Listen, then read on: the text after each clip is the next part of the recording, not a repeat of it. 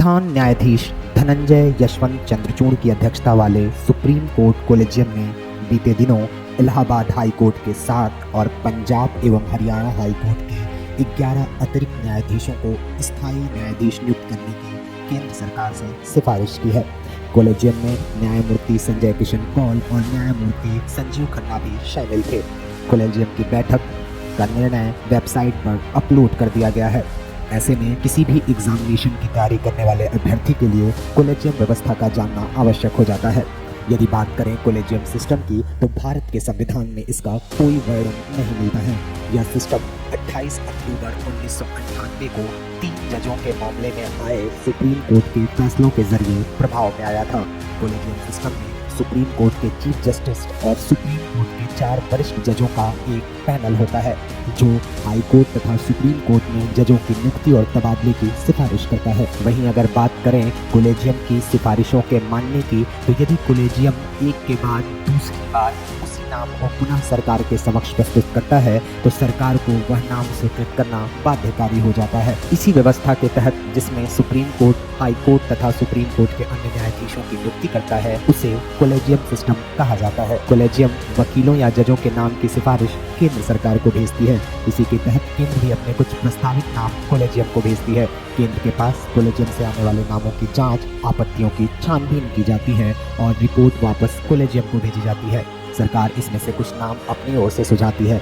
Collegium केंद्र द्वारा सुझाए गए नामों और कोलेजियम के नामों पर केंद्र की आपत्तियों पर विचार करके फाइल दोबारा केंद्र को भेजती है। इस तरह नामों को एक दूसरे के पास भेजने का यह क्रम जारी रहता है और देश में मुकदमों की संख्या दिन प्रतिदिन बढ़ती चली जाती है। ऐसे में आवश्यकता है कि कोलेजियम के तहत नियुक्त होने वाली जो भी सीटें हों, उनको त्वरित रूप से भरे जाने का प्रयास किया जाना चाहिए। लेकिन हम समझ रहे हैं कोलेजियम व्यवस्था के बारे में। कोलेजियम व्यवस्था में सुप्रीम कोर्ट के मुख्य न्यायाधीश के अलावा अन्य 4 वरिष्ठतम न्यायाधीश होते हैं, जो कि नियुक्ति के आधार पर वरिष्ठता तय की जाती है। ऐसे में ये 5 जज मिल करके हाई कोर्ट और सुप्रीम कोर्ट के जजों की नियुक्ति तथा स्थानांतरण पर फैसला सुनाते हैं और वह फिर फैसला रिपोर्ट के रूप में केंद्र सरकार और फिर केंद्र सरकार से राष्ट्रपति के पास जाता है और केंद्र सरकार की अनुमति के बाद राष्ट्रपति की मोहर से वो जज बन जाते हैं। भारत में अब तक 25 हाई कोर्ट हैं।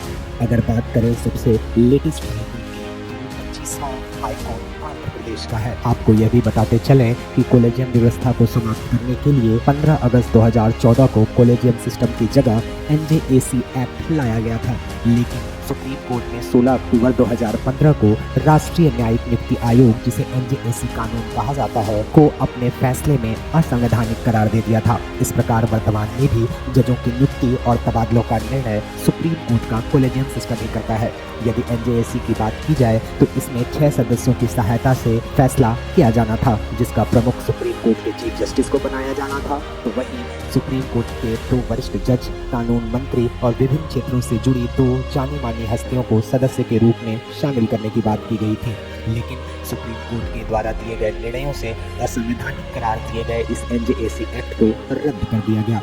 अब वर्तमान में भी कोलेजियम सिस्टम के माध्यम से ही जजों की नियुक्ति की जाती है तथा उन्हें एक स्थान से दूसरे स्थान पर, यानी एक हाई कोर्ट से दूसरे हाई कोर्ट में स्थानांतरित किया जाता है। आज के इस वीडियो में इतना ही। उम्मीद है आपको यह वीडियो पसंद आई होगी। हमारे इस YouTube चैनल एग्जाम 30 को अब तक आपने सब्सक्राइब नहीं किया है तो ज़रूर कर लें। जय हिंद।